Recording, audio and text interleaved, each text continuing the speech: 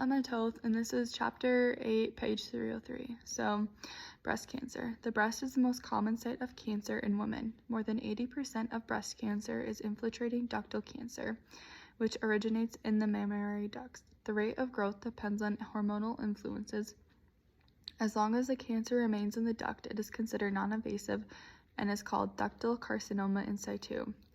Mammography is the most common method used for diagnosing cancer of the breast.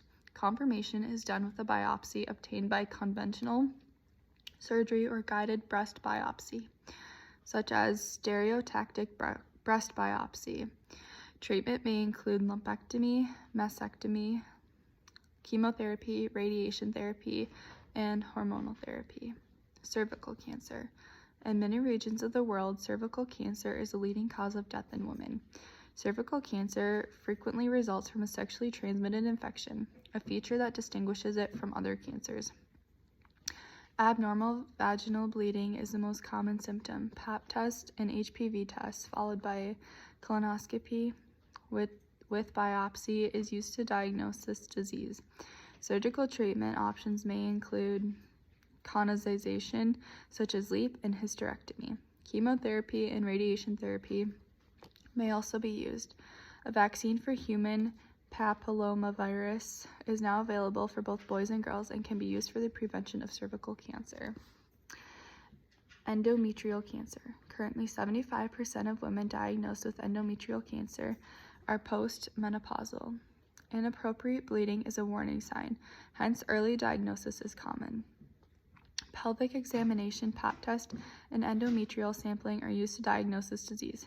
Treatment is hysterosalpingo-oophorectomy, which may be followed by chemotherapy and radiation therapy.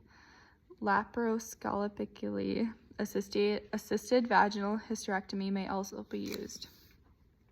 Ovarian cancer. Ovarian cancer is the 9th most common form of cancer in women, yet it is the most challenging to diagnose and causes more death than any other cancer of the female reproductive system. Early symptoms are often absent and associated with other problems, thus early diagnosis is uncommon. Early symptoms include abdominal discomfort and bloating. Later stages include abdominal or pelvic pain and urinary or menstrual irregularities. CA-125 test and transvaginal sonography are used to diagnose this disease.